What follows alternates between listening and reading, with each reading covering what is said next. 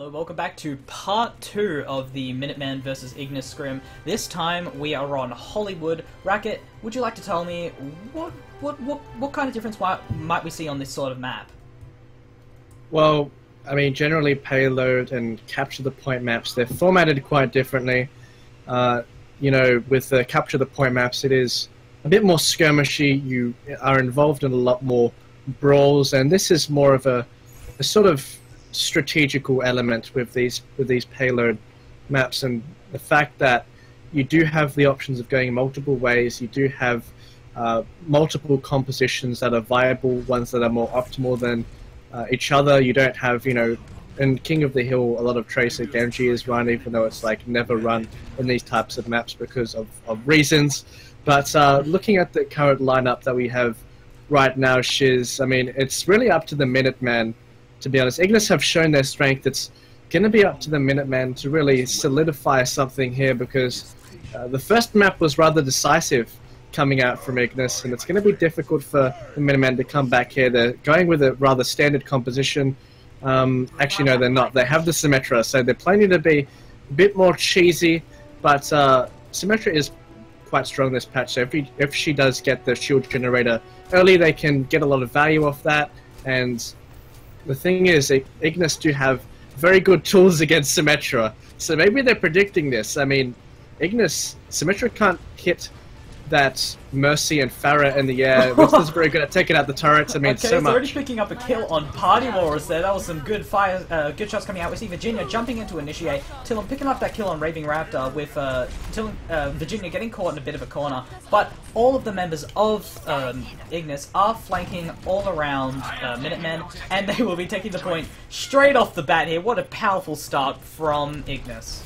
Well, that's as fast as you can go. The pick from Arcadius there was very early. Ended up getting Party Walrus there somehow over the wall with the Farah buff, and ended up getting probably direct hits, assumably like with. But the thing is, here Shiz, Party Walrus is onto that Widowmaker, so needs to be in charge of taking down Arcadius there.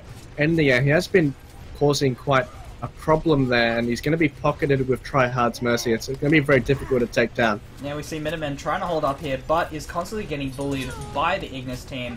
Arcade just doing his job quite well, just trying to bully all of the members off, and managing to knock off Nuggets and Koff there, as Virginia tries to clean up the top, managing to pick off a few people as the battle happens all over the place. IGNIS winning these little scattered fights so easily. Just diving onto the backline, and nothing's really happening here. I mean, look at the ultimates at the moment. It's even if Minutemen perform at their peak, it's going to be very difficult for them to beat IGNIS at this stage. They have 5 ultimates available, and the Graviton Surge is at 90% pretty much as well, so a lot of resources here to work with. Yes, and we see possibly another initiation coming out from Minutemen trying to delay this point, but that will not happen as Archis, manages to pick up all those kills. Dio popping that Nano Blade there, trying to clean that up, but getting taken down by Hydrolex popping that self-destruct, but sadly it was not enough for IGNIS does take this second point. Yeah, man, if you're Minutemen here, you really need to try and get that high ground, or they're just going to be chased by the whole team of IGNIS apparently, but they need to establish a bit of dominance around on the high ground. Raving Raptor needs to be on point with the flank. I'm not sure if the Reaper was the correct switch and Junkrat, because Arcadius is doing very well in the sky, so you don't really have much to kill Farah really at the moment, unless Swanky and Party can synergize with the Discord and Ana combo. But if you're doing that, you're going to reduce your healing as well, so I'm not sure if that's the correct choice in this situation. Yeah, we see this little skirmish coming in from IGNIS, trying to just get some damage. And out comes the rocket by Arcadius, and the charges by the Switch Strike by Dio. Out comes the Graviton Surge, all getting anti-healed as that Rocket Barrage manages to clean up quite a lot of that fight. Looks like IGNIS will be steamrolling straight for this area as Hydralis gets caught in the back. Yep, IGNIS were relying on Swanky Pants' Transcendence there, but a lot of it got anti-healed there from the spinners. The Rocket Barrage free to do damage, but this could be the end as the sleep does come out, and pretty dominant performance there from Ignis once again, Shiz. Yes, well, there isn't... These fights are going so quickly that it's so hard to actually get some words out. Really good plays coming from Ignis. What do you think Minutemen really need to pull out here to be able to beat Ignis's team comp in this, now that they're on defense? Well, I think Minutemen, they just need to...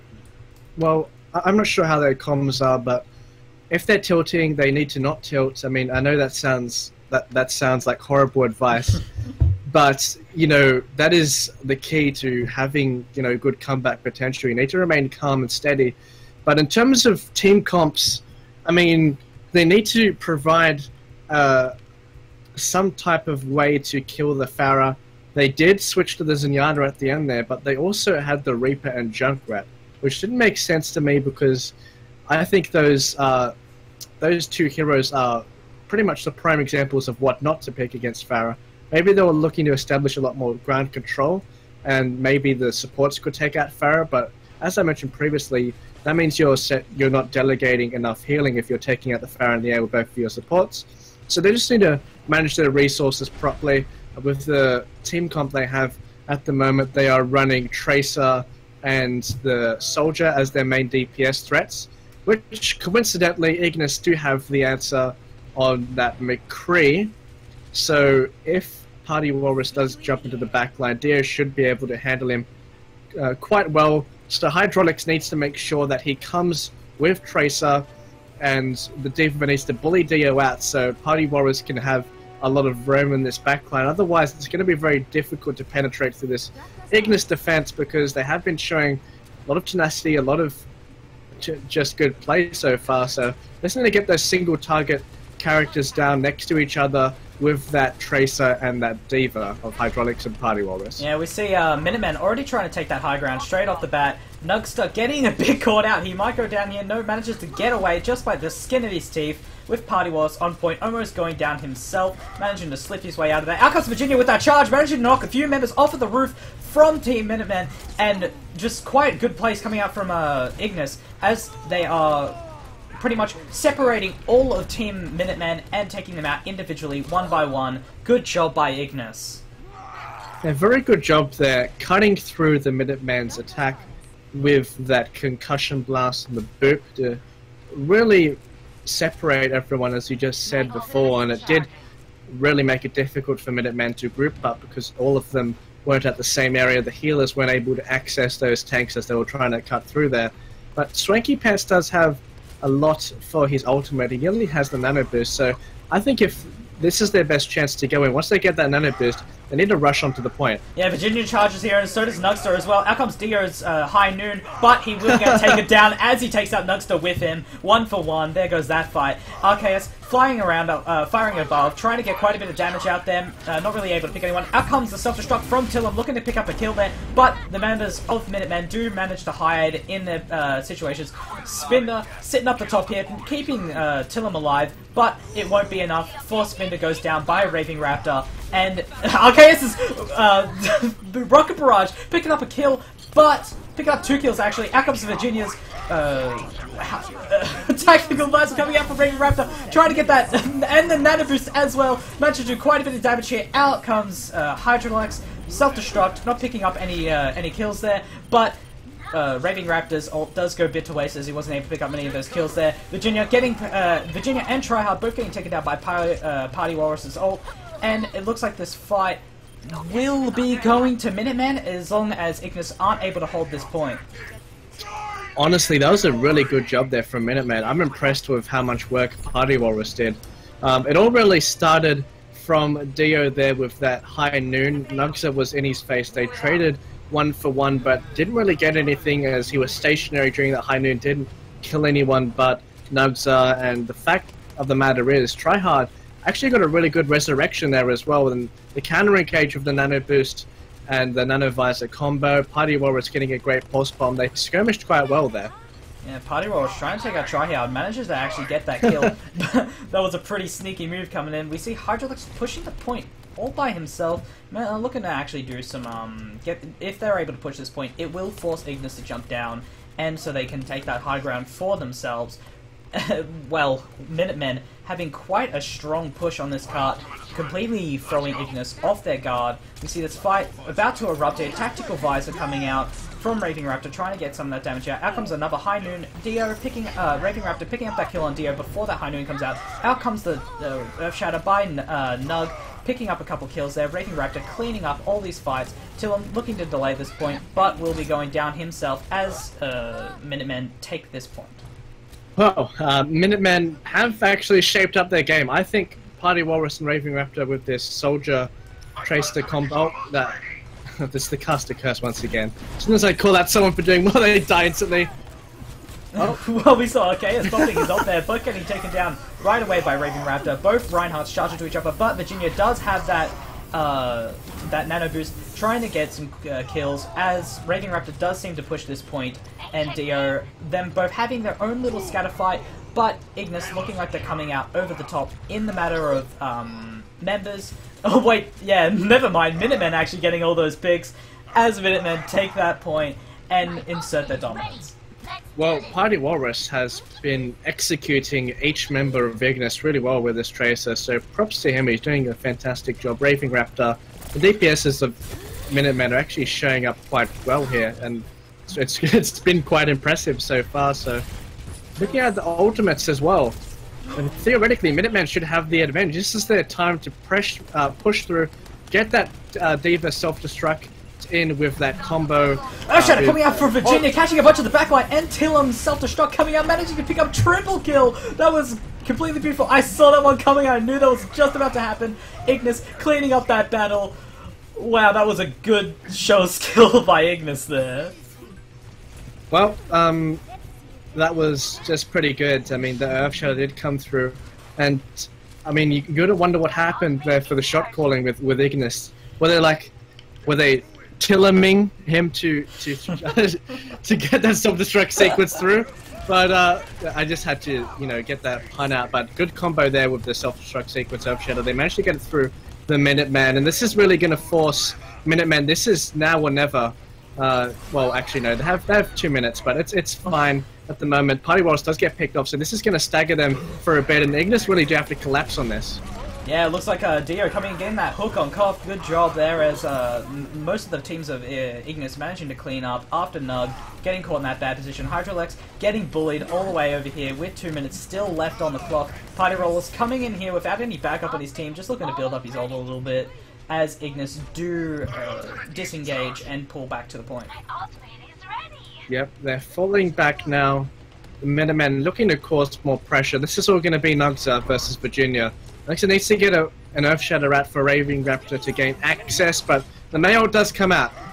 We might see a Tactical Visor coming out soon, as Raving Raptor and Sweaky Pants having their own little tea party up in the corner, looking to look for that ult. But Ignis do clean up the fight without them. They are being quite useless without being near their team. Yeah, well, Ignis are doing a very good job at engaging first. I mean, despite several missed opportunities, I mean, the Minutemen did have, you know, several ways to puncture through this Ignis squad, but they didn't get their ultimates off because Ignis, once they had something available, they just used it straight up. Acacius' ultimate, the Blizzard there, was a prime example, and they just managed to go through this armor. They're going to delay for quite a bit now. Yeah, we see that hook coming out from Dio, not really able to catch anybody, as Virginia pops his ult, but doesn't manage to catch anyone there. Out comes the self-destruct by Tillum once again, but Minutemen have learned from their mistakes. Out comes the sound barrier, and this fight, out comes also the Tactical Visor by Raving Raptor with the nano boost, managing to get quite a bit of damage out there. Out comes the self-destruct by Hydrolex there, but not really picking up any kills. Virginia looking like he's about to go down, but managing to stay alive. Hydrolex coming back in, trying to get some more damage out, as Raving Raptor is trying to push that point, but Tillum is bullying him. Tillum back on Sweaky Pants, putting him to sleep, but getting woken up immediately. Looks like Sweaky Pants is in quite a bad position, as he does end up going down, giving Ignis quite a bit of time to be able to come in and delay this point. Out comes the Blizzard by Arceus, I believe that's how you say it, managing just to push people off. Nugstar looking quite low. We see Raving Raptor coming around the side, trying to look for some kills, but this is quite a scattered team fight for Minutemen, and they will not be taking this point. Yeah, and I honestly think a key thing to note in these fights, as everyone's going in slowly one by one, I don't think Minutemen can really do anything here, as the Earth Shatter does come out from Virginia. Hydraulics is their only hope, but it looks like everyone from the Minutemen's slowly coming, but the wall does come out. But answering your question as to how, you know, Ignis are so dominant, honestly, Acacius is their new recruit, and he has been doing a fantastic job at receiving a lot of this pressure and doing well with all the picks that he has as well. So his hero pool, from what we've seen so far, mainly Farah and Mei, and he's performed really well. He has already accumulated through that match 3 Blizzards on that last point, which pretty much gave them the stall that they needed. You also had the Farah causing a lot of pressure early game, but once they switched up, still could show a lot of versatility. There was a very good ult there from Tillam, and did a very good job, Ignis.